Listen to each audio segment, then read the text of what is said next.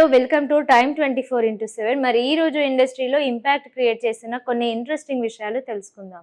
గొంతు బాలేదు, డబ్బింగ్ కూడా చెప్పలేడు అన్నారు. కానీ ఇప్పుడు అదే వాయిస్ తో డైలాగులు చెప్తుంటే అబ్బో అనుకుంటారు. నటన రాదు, ఇండస్ట్రీలో నెగ్గడం కష్టమే అన్నారు. కానీ ఆ నటనే రాదన్న నటుడే ఏకంగా 7 నంది అవార్డులు అందుకున్నాడు.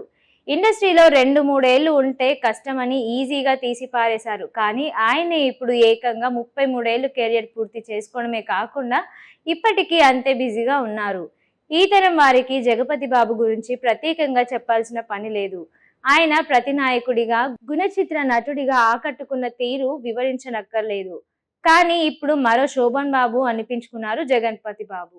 ఇద్దరు అమ్మాయిల నడుమ నలిగే పాత్రల్లో శోభన్ బాబు లాగే అలరించారు. అప్పట్లో హీరోగాను తనదైన బాణి పలికించారు జగపతి బాబు. కానీ అప్పటికంటే ఇప్పుడే జగపతి బాబు పరభాష దర్శకులను సైతం ఆకర్షించుకునే విలక్షణమైన పాత్రలు పోషిస్తూ పలు భాషల్లో నటించడం విశేషంగా మారింది.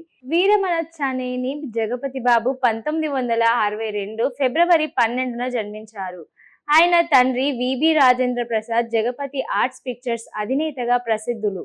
రాజేంద్ర ప్రసాద్ దర్శకత్వంగా పలు విజయవంతమైన చిత్రాలు తెరకెక్కించారు. రాజేంద్ర ప్రసాద్ తండ్రి పేరు జగపతి చౌదరి. ఆ పేరునే తన తనయుడికి పెట్టుకున్నారు రాజేంద్ర ప్రసాద్. జగపతి ఆర్ట్స్ పిక్చర్స్ అధినేత విబి రాజేంద్ర ప్రసాద్ చిన్న కొడుకు జగపతి బాబు. అంత పెద్ద దర్శక నిర్మాత తనయుడు కాబట్టి జగపతి బాబుకి చిత్రసీమ ఎర్రతివాచి పరిచిందేమీ లేదు. తండ్రి తొలుత జగపతి బాబు హీరోగా సింహ స్వప్నం నిర్మించారు. తొలి చిత్రంతోనే జగపతి బాబు ద్విపాత్రాభినయం చేశారు. ఆ చిత్రం నిరాశను మిగిలించింది. తర్వాత సినిమాలు కూడా అంతగా అలరించలేదు. చివరకు జగపతి బాబు గొంతు కూడా కొందరు దర్శకులు నచ్చలేదు. దాంతో వేరే వారితో జగపతి బాబుకి డబ్బింగ్ చెప్పించారు. పెద్దరికం చిత్రంతో హీరోగా బాబు బ్రేక్ నిచ్చింది. ఈ చిత్రంలో జగపతి బాబుకు రత్నకుమార్ డబ్బింగ్ చెప్పారు. తర్వాత రామ్ గోపాల్ వర్మ గాయం నటుడిగా గుర్తింపు తెచ్చింది. అందులో జగపతి బాబుకు తానే డబ్బింగ్ చెప్పుకున్నారు. ఆ తర్వాత వైవిధ్యమైన పాత్రలతో అలరిస్తూ సాగారు.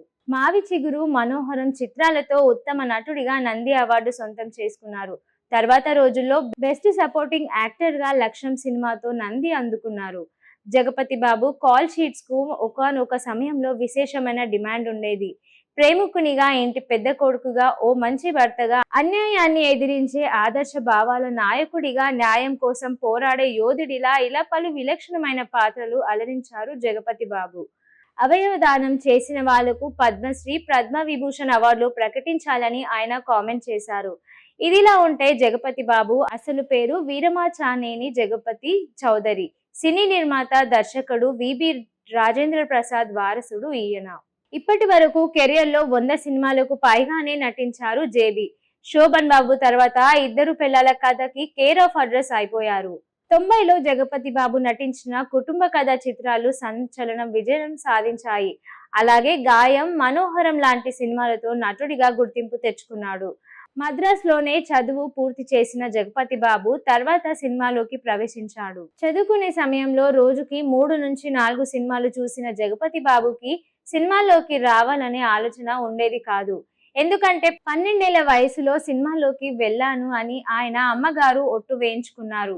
చదువు అయ్యాక కొన్ని రోజులు విశాఖపట్నంలో ఉన్న బిజినెస్ ను చూసుకున్నారు.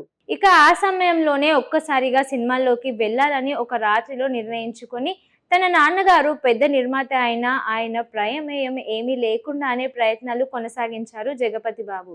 అలా కో డైరెక్టర్ నుంచి విషయం తెలుసుకున్న రాజేంద్ర ప్రసాద్ తన కొడుకు జగపతి బాబు ఇష్టాన్ని మన్నించి 1989లో సింహస్వప్నం సినిమా తీసి తెలుగు సినిమాకు పరిచయం చేశారు. ఈ సినిమాలో కృష్ణంరాజు కథానాయకుడు. తొలి సినిమాలోనే ద్విపాత్రాభినయం చేసి మొదటి నటుడిగా జగపతి బాబు. కానీ ఆ తర్వాత సినిమాలు పరాజయం పాలైంది. ఆ తర్వాత 2-3 ఏళ్ల పాటు జగపతి బాబు నటన చాలా సినిమాలు ఫ్లాప్ అయ్యాయి. కానీ పట్టుదలతో ప్రయత్నించిన జగపతి బాబు జగన్నాటకం, పెద్దరికం వంటి చిత్రాలతో విజయంతో నటుడిగా గుర్తింపు తెచ్చుకున్నాడు. కానీ ఆయన గొంతు బాలేదని అప్పటి వరకు వేరొకరితో డబ్బింగ్ చెప్పించారు దర్శక నిర్మాతలు. పెద్దరికం సినిమాతో రామ్ గోపాల్ వర్మ దృష్టిలో పడ్డ జగపతి గాయం హిట్ తో హీరోగా స్థిరపడ్డాడు. ఈ సినిమాకు మణిరత్నం రచయిత. ఈ సినిమాలో తొలిసారి డబ్బింగ్ చెప్పిన జగపతి తన గొంతుతో ప్రేక్షకులకు దగ్గరయ్యాడు. ఆ తర్వాత వచ్చిన కొన్ని సినిమాలు అతన్ని స్ట్రాంగ్ గా నిలబెట్టాయి. 1994లో ఎస్వి కృష్ణారెడ్డి దర్శకత్వంలో వచ్చిన శుభలగ్నం సినిమాతో కుటుంబ కథ చిత్రాలకు ప్రేక్షకులకు దగ్గరయ్యారు.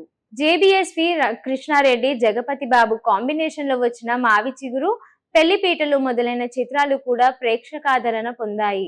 మావి చిగురు సినిమాతో మొట్టమొదటిసారిగా ఉత్తమ నటుడిగా నంది అవార్డును అందుకున్నారు జగపతి బాబు. సౌందర్యతో ఈయన కాంబినేషన్ అప్పట్లో సెన్సేషన్.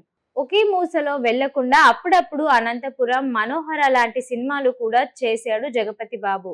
ఈ 2 సినిమాలకు నందులు అందుకున్నాడు జేబీ. కామెడీ క్యారెక్టర్స్ కూడా బాగానే చేశాడు ఈయన. 35 సంవత్సరాలుగా సినీ ప్రయాణంలో ఎన్ని ఒడిదొడుకులు ఎదుర్కొన్నాడో జగపతి బాబు. కెరియర్ పూర్తిగా డల్ అవుతున్న సమయంలో నందమూరి బాలకృష్ణ హీరోగా బోయపాటి దర్శకత్వంలో వచ్చిన లెజెండ్ చిత్రంతో విలన్ పాత్రను పోషించాడు. అక్కడి నుంచి మళ్ళీ జేబీ కెరియర్ గాడిన పడింది.